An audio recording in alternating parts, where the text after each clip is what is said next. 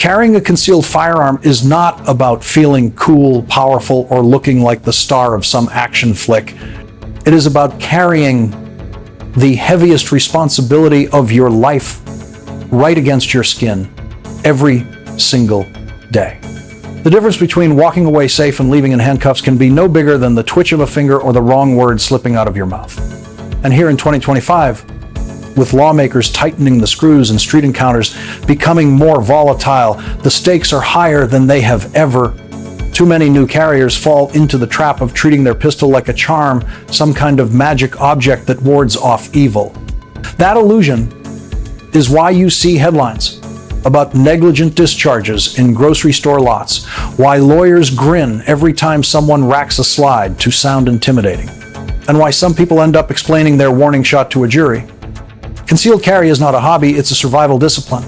The weapon is not your first answer, it is the final card you play when every other option has collapsed. The mistakes I'm about to walk you through aren't just technical slip-ups. They are life-ruining blunders that can cost you your freedom, your family, or your future. Let's start with the one I see every weekend on the range. Somebody pulls me aside, pats their pistol, and brags with a grin. I carry full metal jackets. They hit harder. That single sentence is a red flag waving in the wind. Full metal jackets, FMJ, are for paper and steel. They punch holes clean, they're cheap, and they cycle great for practice. But load them into your carry pistol, and you are setting yourself up for disaster. Think about this. Every bullet you send downrange has a lawyer riding on its back. If that FMJ zips through a threat and buries itself in an innocent shopper behind him, congratulations, you just bought yourself a front row seat in court. Defensive ammunition exists for a reason. Hollow points, bonded rounds, all the modern designs, they expand on impact. They dump their energy into the threat and reduce the chance of overpenetration. That expansion is not about hitting harder. It's about saving the stranger crouching in the aisle behind your attacker. Carrying target ammo in public is like betting the farm on a fairy tale where the bad guy stands alone in perfect range lane conditions. Real life is chaos, kids darting in and out of aisles, cars cruising past, people screaming and diving for cover. You need rounds that work for you, not against you. I hear the excuses all the time. My FMJs feed better. They're more reliable. That's like saying you wear flip-flops into a firefight because they're comfortable. True reliability comes from testing your chosen defensive load in your carry gun until it runs like a sewing machine. If you truly respect your firearm, then you respect the ammo you put into it. Yes, defensive rounds cost more. But compared to a lawsuit or a funeral, that box of premium hollow points is pocket change. And then there's the pocket carry crowd. They think dropping a pistol loose into a pocket is enough. No holster, no cover, just steel rattling against car keys and coins. That shortcut has landed plenty of folks in emergency rooms. One HVAC tech in Michigan carried his Glock 26 loose while working a job. He reached into his pocket, snagged the trigger, and shot himself straight in the family jewels. That's not just painful, that's permanent, and it all came down to his decision that a $12 holster wasn't worth the trouble. A proper pocket holster is not an accessory, it's insurance. It covers the trigger guard so nothing else in that pocket can start the bang. It stabilizes the pistol so it stays upright and ready, instead of spinning like a coin. And it breaks up the outline so you don't look like you stuffed a brick into your jeans. Even the tiniest pistols, like the Ruger LCP, demand that respect. Cute as they look, they are deadly when they twist, snag, or shift without a holster. I've heard the stories. A guy carrying a snub-nosed revolver loose in his coat pocket reached in for gloves one freezing night and almost lit himself up. The hammer snagged and saved him by sheer luck. He bought a holster the very next morning. That lesson is clear. A pocket holster costs less than a case of ammo, adds almost no bulk, and prevents life-altering accidents. Skipping one is like skipping your seatbelt because you're just driving down the street. And this is only the beginning.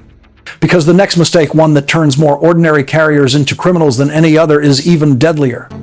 Because the next mistake, one that turns more ordinary carriers into criminals than any other, is even deadlier. Drawing too early, flashing the gun as a bluff, or theatrically racking the slide for effect is not bravado. It is a criminal act in many places, and it will change the rest of your life in an instant. Think about the mathematics of escalation. You draw your pistol expecting compliance. The other person doesn't back off. Witnesses call police. The narrative becomes yours to defend, and the first thing a prosecutor will argue is intent. They will say you were the aggressor. They will frame your action as intimidation, not self-defense. Once that narrative sticks, you are no longer the guy who had to fight for his life. You are the man who chose to introduce deadly force into a situation that didn't require it. Juries do not like vigilantes. They like law and order. And you will discover very quickly that "I was scared" does not always translate into legal justification. There's another danger. Almost every carrier underestimates hesitation. Draw early, and hesitation eats you alive. If you present and then freeze, you've escalated without conviction. You've invited return fire, or worse, you've given the other person time to grab cover and turn the encounter into a firefight you never wanted. Training teaches a simple, brutal rule: draw because you are ready to shoot, not ready to threaten, ready to deploy lethal force. Anything else is a recipe for disaster. Hollywood sells the image of the hero stroking the slide for effect. Real life punishes that stunt. That second spent theatrically working a slide is a second lost. Seconds matter when the threat is moving, when a weapon is being produced across the parking lot, when a child runs into the scene. You do not get to rehearse. You get to react with a rehearsed skill set honed under stress. Let's talk about verbal escalation, because your mouth is a weapon too. Announcing that you're armed, taunting, or trying to scare someone with words corrodes your legal position. Concealed means concealed for a reason.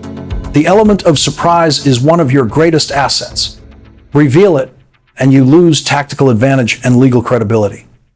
I've sat through depositions where witnesses testified crystal clear about someone bragging at the table. The defendant thought his statement made him look tough. The jury heard intimidation. That gap is where convictions hide. If a confrontation rises to the level that justifies the draw, your actions after that matter more than the draw itself. Control the scene. Get distance if you can. Use cover. Communicate calmly if you can, because the person most likely to misinterpret escalation is not the bad actor. It is the responding officer filling out the report. Your ability to articulate fear with clear, consistent facts can save you from a mountain of legal trouble later. This is why training is non-negotiable. Not once a year. Not a handful of range sessions where you shoot paper until you're comfortable letting the gun chew through targets. Real training simulates stress. It teaches the neuromuscular reflexes that stop hesitation. It conditions your verbal cadence so your words come out measured and believable. It teaches you how to extract yourself from encounters legally and tactically. And don't forget the small, humiliating errors that quietly sink cases. Dirty guns that fail when you need them. Belts that sag so your holster droops. Leaking magazines. Thumbs caught in the slide. Those little mechanical betrayals are the kind that prosecutors parade in court to paint you as careless. Respect your gear. Respect your training. Respect the law. Because when the gun comes out, everything changes. Your story becomes evidence. Your intentions are scrutinized. Your freedom rests on preparation, restraint, and judgment. Lose any one of those, and the cost is more than metal and polymers. It's your life as you knew it. You want the blunt take? Most carriers lose their freedom not from one dramatic mistake, but from 1,000 tiny, stupid habits that stack up like bad debt.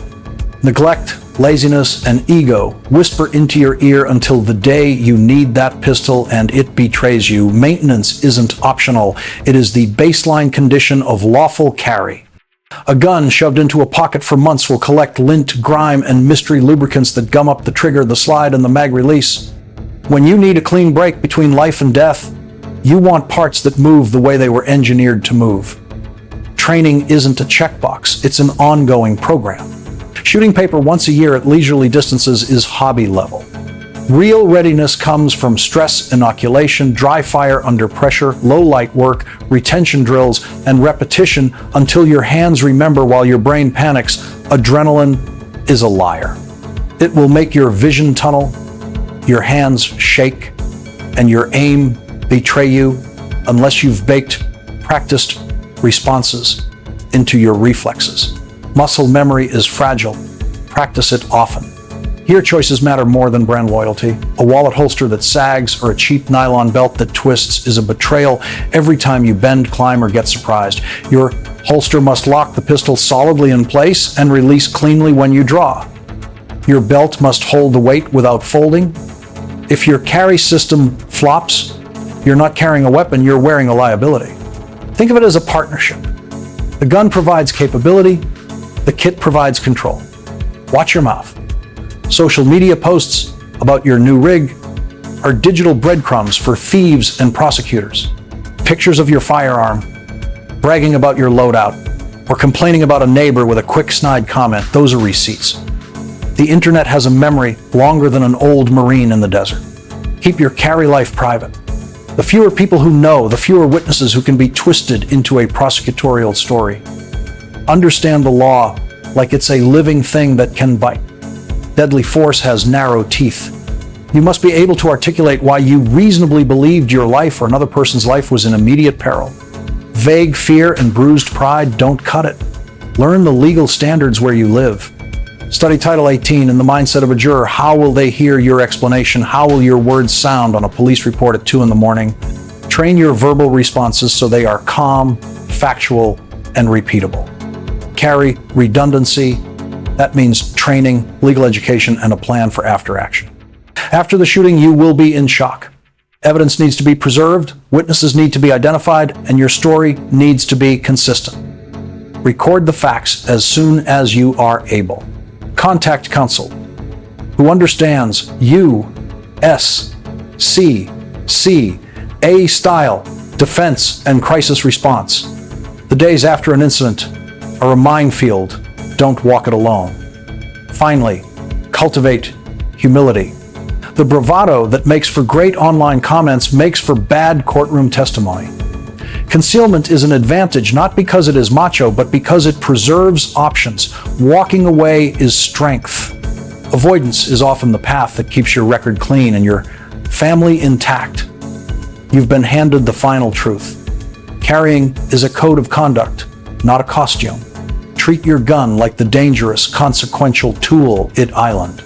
Clean it, train with it, kit it properly, and never let ego write the first line of your story. Because when that line meets a prosecutor, there won't be any edits, only consequences.